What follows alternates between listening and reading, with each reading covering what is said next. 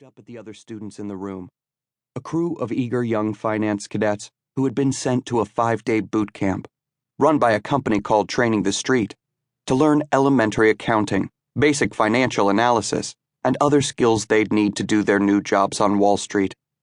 Most of them were in their early 20s, the ink still drying on their college diplomas. Some were lifelong bankers in training. Others were liberal arts majors who didn't know bonds from bananas. And, in a matter of days, all of them would be let loose on the markets.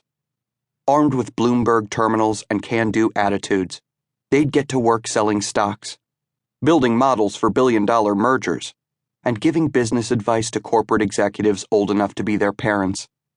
They were just entry-level analysts, the lowest of the low in Wall Street's pecking order, but the fact that they had managed to get hired by some of the world's most powerful investment firms meant that they were on the rise.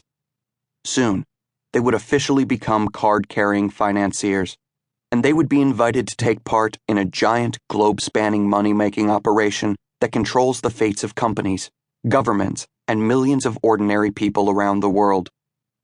I, too, was a 20-something living in New York, but that was about where the similarities with my fellow Excel grunts ended. I studied English in college, took a grand total of 0 business or economics courses, and paid no mind to the corporate recruiting circus that came to campus every year. Neither my upbringing in small-town Ohio nor my schooling had helped me understand or sympathize with what went on inside Wall Street banks.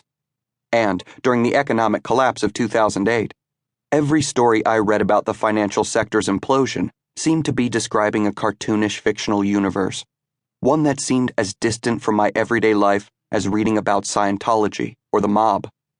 But when I moved to New York after college in 2010, I started getting curious. The economy was still in shambles, and the world's anger toward Wall Street banks was still burning blue hot. Politicians and pundits fulminated on the greed of bailed-out bankers, and many called for them to be prosecuted and jailed. HBO talk show host Bill Maher quipped about executing Wall Street higher-ups. One online clothing vendor sold "I Hate Investment Banking" t-shirts for $18.99 apiece, and a new arcade game called Whack-A-Banker was introduced in the United Kingdom, in which players used mallets to take their aggression out on pinstriped financiers. The game became so popular in its first location, the BBC reported, that the worn-out mallets had to be replaced. Watching Wall Street incur the world's wrath, I often found myself wondering how the financial crisis was affecting young bankers and traders, the people my age who started their jobs in 2009 and 2010. They had nothing to do with the crash, of course. They had been in college while banks like Bear Stearns were loading up their books with mortgage-backed securities and increasing their leverage to dangerous levels. Still, as a result of the work they'd chosen, they were experiencing the financial industry's pariah status right along with their elders. Being young on Wall Street has always been a bizarre combination of glamour and masochism. On one hand, you're a budding master of the universe, an apprentice at the feet of some of the world's most talented moneymakers. You earn significantly more than your peers in other industries, get to witness billion-dollar deals unfold, and have a prestigious launching pad for the rest of your career.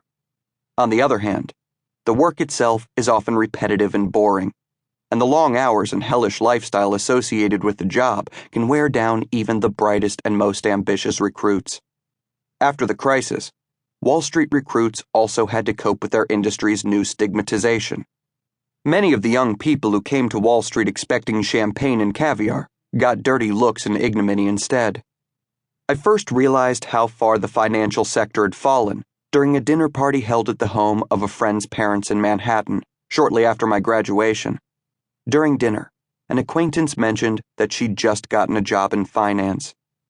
"Where?" a parent asked. "Downtown," the acquaintance replied. "At a bank?" the parent prodded. "Yeah," she said. "Which one?"